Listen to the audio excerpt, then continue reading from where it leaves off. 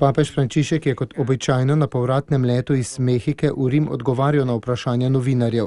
Spregovoril je o srečanju s patriarhom Kirilom v odziv na ameriškega predsedniškega kandidata Donalda Trumpa, ki je kampanjo začel z napovedjo izgona milijonov nezakonitih priseljencev iz ZDA, pa dejal, da kdor misli le na gradnjo zidov, ne pa na gradnjo mostov, ni kristjan. V virusu Zika je dejal, da splav ni manjše zlo, ampak zločin pomeni odstraniti nekoga, da rešiš drugega. To dela mafija. Pedofilski duhovniki po njegovih besedah požrejo otroka in ga satanističnim žrtvovanjem uničijo. O dopisovanju Janeza Pavla II. S poljsko-ameriško filozofinjo pa je dejal, da papež potrebuje prijateljstvo in nasvete ženske, ki na stvari gledajo drugače kot moški.